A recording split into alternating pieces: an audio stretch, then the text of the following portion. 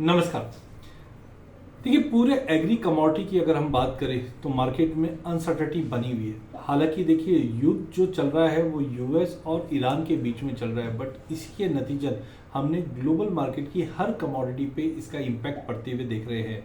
सबसे पहले हम बात करते हैं सोयाबीन की। सोयाबीन की अगर भाव की बात करें तो इस वक्त 5830 के करीब ट्रेड कर रहा है और मार्च महीने में लगभग हमने 9.5% की बड़ी तेजी आती हुई देखी है। सोयाबीन के अंदर एज ऑफ नाउ हम देखें तो प्राइजेस को कंटिन्यू एक अच्छा खासा सपोर्ट मिला हुआ है। हमने क्रॉप साइज भी देखा, लेकिन इस वक्त जिस ढंग से हम देख रहे हैं कि ग्लोबल मार्केट के अंदर कच्चे तेल में तेजी आई हुई है, कच्चे तेल की तेजी कहीं ना कहीं हम देख रहे हैं कि रिफाइंड सोया ऑयल को तेज दे रहा है और रिफाइंड सोया ऑयल की वजह से हमने सोयाबीन के भाव में कंटिन्यू तेजी आते हुए देखी है। टाइम बिंग अगर हम देखते हैं तो सोयाबीन के प्राइजेस में थोड़ा भी पुल बैक आता है तो हम बाइंग करके ही चल सकते हैं। ऊपर में मुझे लगता है 6000 तक का लेवल मिल सकता है। इंटरनेशनल की भी अगर हम बात करें हैं तो यूएसडीए की जो अपकमिंग प्लांटेशन इंटेंशन रिपोर्ट आई है वहाँ पे हमने देखा कि कहीं ना कहीं शॉर्ट कवरिंग दिखाई दे रही है। वहीं इंडिया में भी स्पॉट प्राइजेस कंटिन्यू तेजी में, इंडिया के फार्मर्स है निचले लेवल पे बिकवाली नहीं कर रहे, कंटिन्यू होल्ड करके चल रहे हैं, जिसकी वजह से भाव को कंटिन्यू सपोर्ट मिला हुआ है। टाइमिंग प्राइजेस के अंदर तेजी का ही रुक रहेगा जो 6000 तक का लेवल दिखा देगा, बट ध्यान रखिए सेकेंड हाफ में जैसे ही कच्चे तेल नीचे आती है एडिबल ऑयल कॉम्प्लेक्स में हम बीएमडी पाम ऑयल में जो दबाव देखेंगे उसका असर इस पर भी पड़ेगा। बट टाइमिंग सोयाबीन हम 6000 से 6200 तक के लेवल हम देख पाएंगे। वहीं दूसरी कमोडिटी है हल्दी। हल्दी के प्राइजेस की भी अगर हम बात करें तो मार्च महीने में हमने प्राइजेस को 13800 का लो लगते हुए देखा। यहाँ से शानदार रिकवरी करते हुए प्राइजेस अब ऑलमोस्ट अगर हम देखें तो 16200 के करीब ट्रेड करता हुआ दिखाई दे रहा है। हल्दी के अंदर हमने पहले भी कहा था कि बैलेंस शीट काफ़ी टाइट है।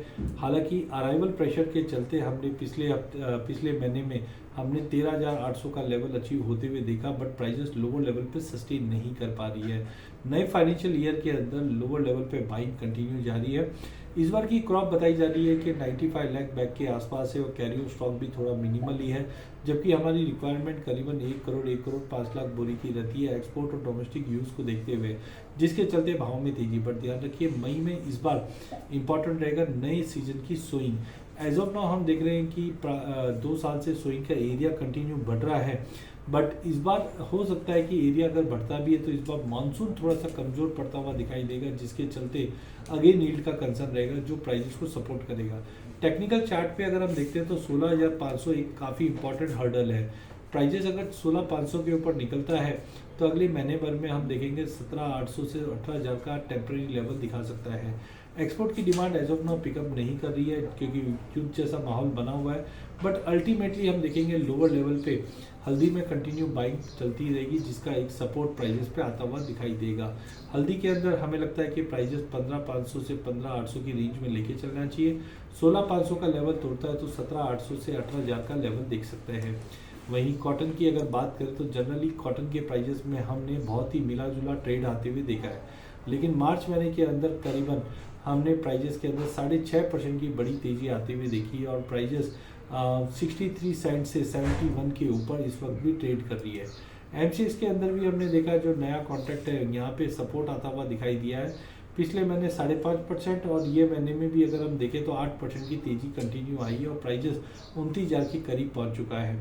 कॉटन के प्राइजेस के अंदर वैसा देखा जाए तो डिमांड में कोई मेजर चेंजेस है नहीं। डिमांड में अभी भी थोड़ा सा दबाव ही बनता हुआ दिखाई दिया क्योंकि मार्केट के अंदर कहीं ना कहीं चाइना, बांग्लादेश, यूएस, यूरोप युद्ध के चपेट में आने की वजह से मार्केट का सेंटीमेंट खराब है।